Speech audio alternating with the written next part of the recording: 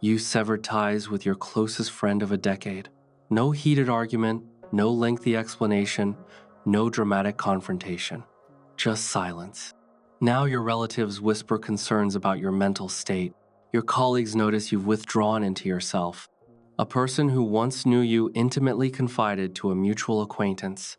They've completely disappeared. I wouldn't even recognize who they've become. The most unsettling part?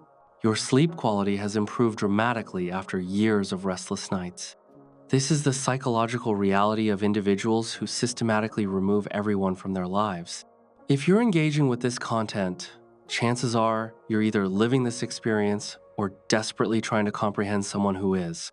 There's always a catalyst, rarely explosive or immediately obvious, but a definitive moment when something fundamental inside you either shatters completely or finally begins to mend. You reach a conclusion that everyone else perceives as radical.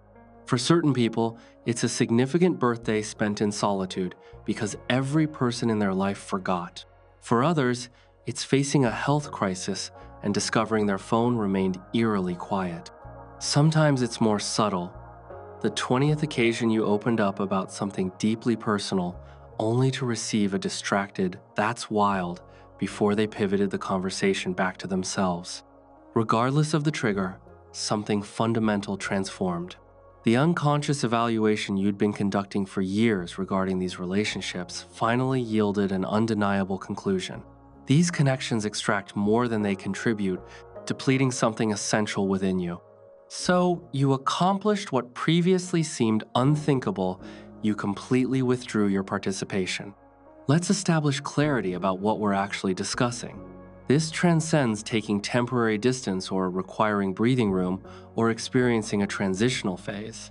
This represents a complete restart, deactivating all social platforms without notification, acquiring a new phone number and deliberately withholding it from everyone in your previous existence, relocating to a different city without informing a single soul of your destination, blocking not merely specific individuals, but comprehensive social circles, ceasing all response to emails, messages, or phone calls. Total disconnection. From an external perspective, this appears excessive, illogical, symptomatic of deeper issues. Perhaps you were experiencing a collapse. Or perhaps you were finally liberating yourself from something that had been suffocating you so gradually you never noticed until breathing became impossible. Here's the actual mechanism occurring within the brain of someone who severs all ties. Your nervous system has been functioning in a condition of persistent hypervigilance far longer than you consciously recognized. Not anticipating physical threats, monitoring social dynamics, the relentless internal assessment. Can I trust these people with my authentic self? Will they inflict harm?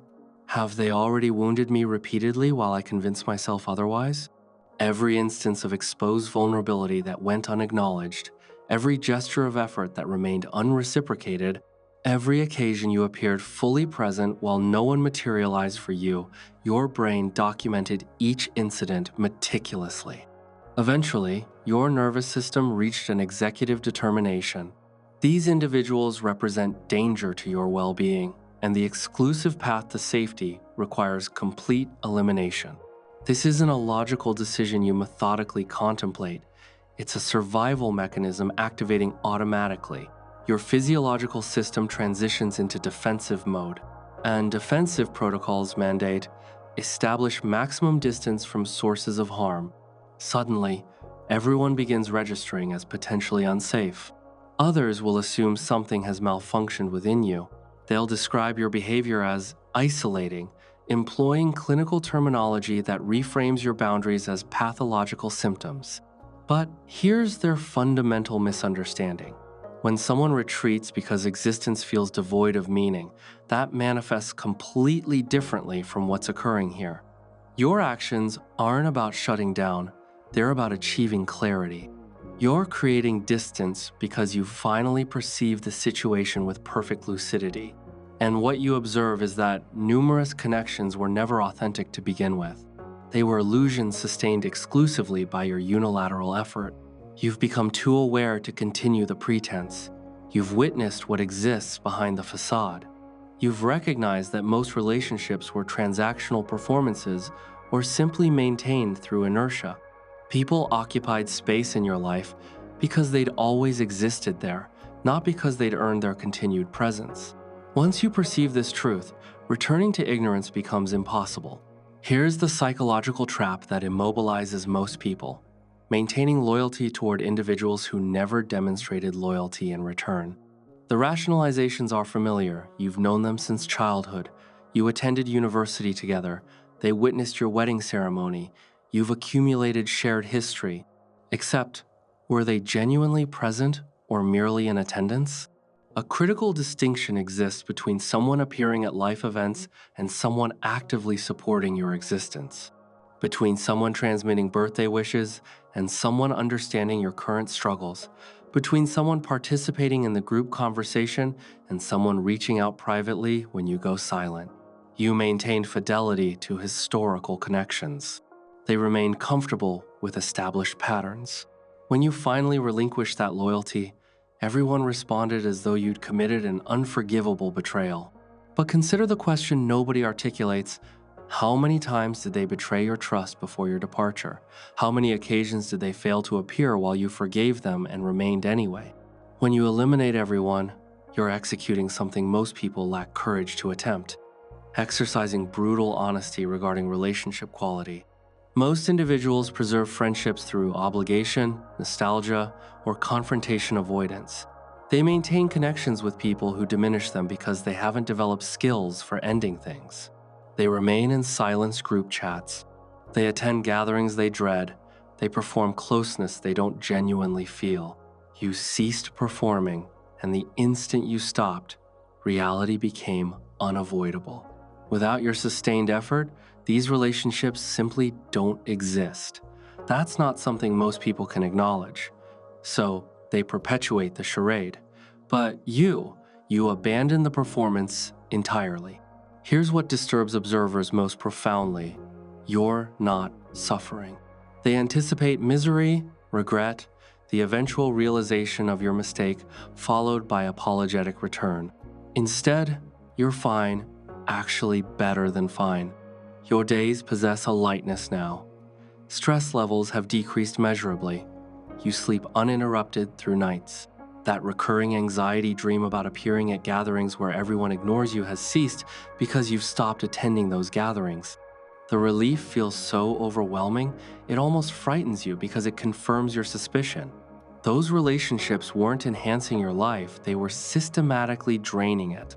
Everyone's confusion about your relief merely proves they never comprehended what maintaining those connections cost you initially. This behavioral pattern almost universally traces back to early attachment experiences.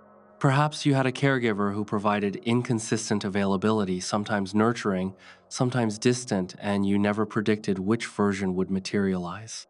Consequently, you developed hypervigilance regarding others' emotional states while systematically neglecting your own needs. Or perhaps you became the parentified child, the one managing everyone else's feelings, maintaining household peace, ensuring universal comfort. You internalized the lesson that your value derived from utility, from what you could provide others. Or perhaps you experienced simple invisibility, not abuse, not obvious neglect, just not being truly seen.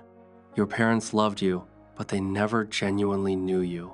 You learned that authentic recognition wasn't something relationships could offer. Whatever the origin, you developed a relational template. I give continuously, they take freely, and I'm not permitted to require anything reciprocally. You followed that blueprint for decades until the weight became unbearable. In attachment theory terminology, you're experiencing extreme avoidant attachment activation. Avoidant attachment develops when you learn that depending on others equals danger. So you become intensely self-reliant. You take pride in requiring nobody.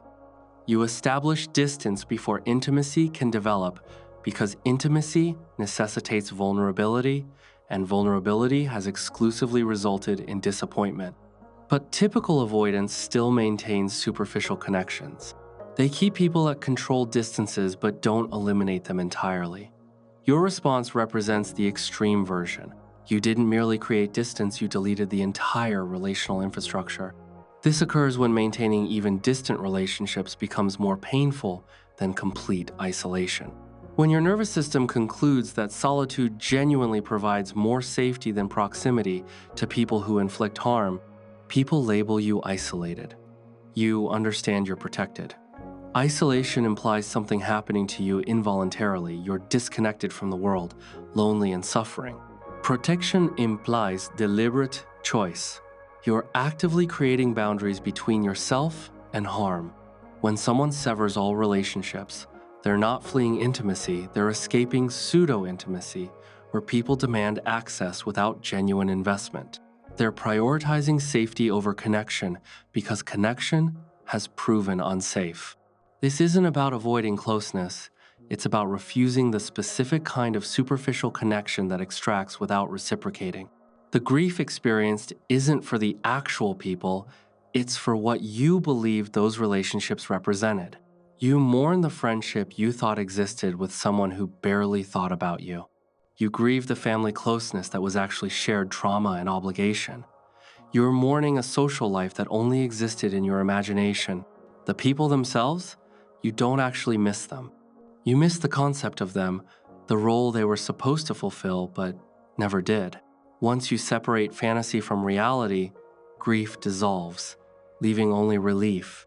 Cutting everyone off forces a terrifying question. Who are you without these relationships? Your identity was built around being someone's friend, child, or colleague. The funny one, the reliable one, the composed one. When you remove everyone, those identities evaporate, and suddenly you have no idea who you are. This is the transition period between your former self and who you're becoming. Some panic here and retreat, reestablishing contact because not knowing themselves feels worse than staying in harmful relationships. But if you tolerate this uncomfortable space long enough, something remarkable happens. You discover your authentic self, not who you perform being for others, but who you are when nobody's watching. In eliminating everyone, you probably removed some people who didn't deserve it, someone who genuinely cared and would have shown up if you'd given them the chance. But you were so exhausted from giving chances to people who wasted them that you couldn't risk it anymore. So you eliminated everyone, including the exceptions. This is collateral damage? Unfortunate, but understandable. When you're at your absolute limit, you stop analyzing intentions and focus solely on distancing yourself from pain. When drowning, you don't carefully evaluate which part of the water is safest, you just exit entirely. Will you let anyone in again? Honestly, you don't know. Currently, the concept of rebuilding feels exhausting. The thought of small talk, of explaining yourself, of gradually building trust only to watch it potentially deteriorate again, it feels impossible. Maybe eventually you'll feel ready. Maybe you'll meet someone who makes connection feel safe instead of dangerous. Maybe you'll develop better filters to identify safe people earlier, or maybe you won't. Maybe you'll build a fulfilling life without the traditional relationship structures everyone insists you need. People will judge harshly. They'll say you're damaged, antisocial, incapable of maintaining relationships. They'll armchair diagnose you with personality disorders and use you as a cautionary tale about what happens when you abandon people. Let them. Their judgment stems from not understanding what you endured. They're evaluating your solution without knowing the problem, critiquing your boundary without acknowledging why you needed one this extreme. You owe no one an explanation, no one access, and no one a second chance at hurting you. Cutting everyone off isn't a failure to connect, it's evidence you finally valued yourself enough to stop accepting harmful connections. It's not abandoning people, it's abandoning the effort to force relationships that only worked when you did all the work. It's not being cold, it's finally feeling warm enough in your own presence that you don't need to stand near other people pretending their proximity equals warmth. You're not broken, you're recalibrated. The most radical act of self-love is knowing when to walk away from everyone who taught you love was supposed to hurt. You cut everyone off because keeping them was cutting yourself off from who you could become. For the first time in your life, you chose yourself. That's not a breakdown, it's a breakthrough in survival. Not isolation, but liberation. Not giving up on connection, but refusing to accept crumbs when you deserve the whole meal. You learn that sometimes the most courageous thing you can do is admit that people you love aren't good for you. That history doesn't obligate you to a future. That you can honor what was without sacrificing what could be. Being alone isn't the same as being lonely. Sometimes the loneliest place is surrounded by people who don't truly see you. The truth. You didn't cut everyone off because you hate people. You did it because you finally loved yourself enough to stop tolerating relationships requiring you to be less than whole. That's not something needing defense, it's something worth protecting.